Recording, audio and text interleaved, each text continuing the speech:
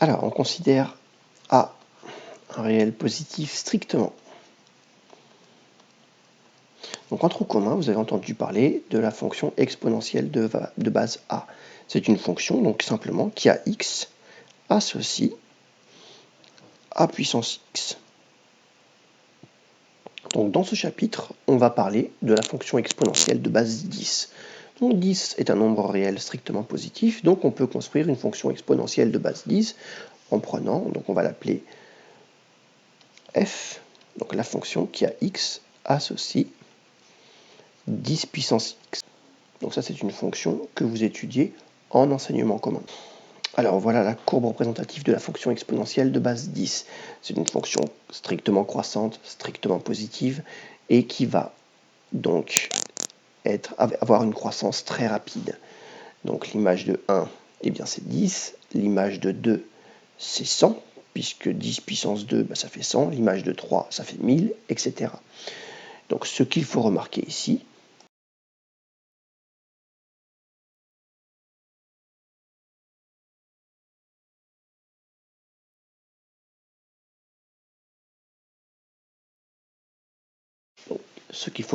c'est que tous les nombres réels strictement positifs ont un antécédent par la fonction exponentielle de base 10. Alors, autrement dit,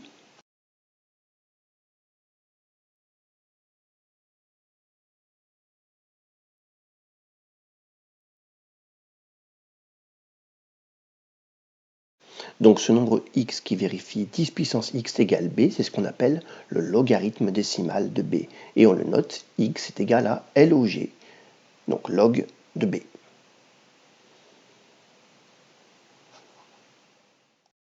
Alors, par exemple, si je cherche 1000,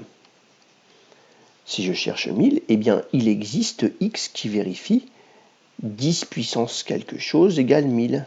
En effet, 10 puissance 3 égale 1000. Cela signifie que log de 1000 égale 3. Donc ça va être très facile pour toutes les puissances entières. De la même manière, si je cherche par exemple un autre nombre réel positif, 0,001, il existe une puissance de 10 qui vérifie 10 puissance ce nombre égale à 0,001. En effet, 10 puissance moins 3 est égal à 0,001. Donc cela signifie que log de 10 puissance moins 3, eh bien c'est moins 3. Alors on peut en faire une généralité, bien sûr, pour tout n entier relatif, eh bien log de 10 puissance n, c'est facile, ça fait n. Alors, ce qu'on appelle logarithme décimal, c'est la fonction qui a x simplement, donc x réel positif, associe eh bien, le log de x, puisqu'on a vu que qui appartient à R, puisqu'on a vu que pour tout réel positif, il existait un antécédent qu'on appelait donc le log de cette valeur. Eh bien, ça signifie que chaque élément donc réel positif admet une image par la fonction logarithme décimal. Par contre, attention, il est très important que x soit dans R plus étoile. Donc des valeurs négatives n'ont pas d'image par la fonction logarithme décimal, puisque les exponentielles négatives ne sont pas atteints.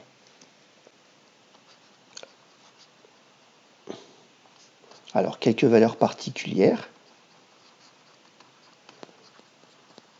pour s'entraîner. Donc, bien sûr, si je regarde le logarithme, ça on l'a déjà vu, de n'importe quelle puissance. Donc, logarithme de 10 puissance moins 35, ça fait moins 35.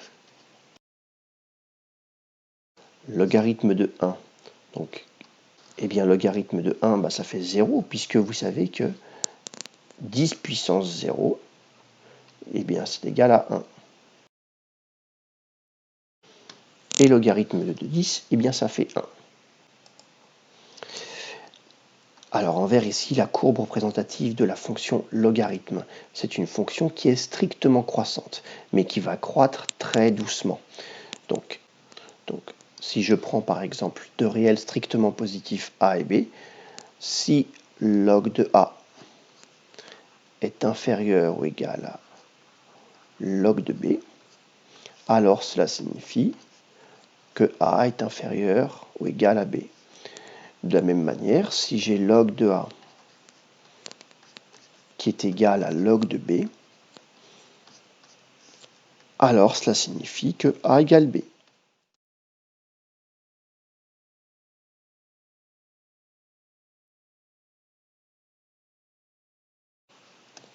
Alors maintenant qu'on sait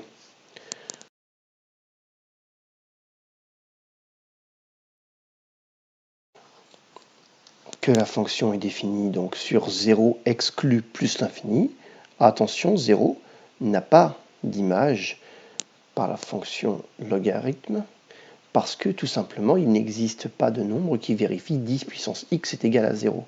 Ce n'est pas possible. Donc ici, on a toujours ce qu'on appelle, vous avez dû voir ça en seconde, eh bien on a ce qu'on appelle ici une valeur interdite. Et le signe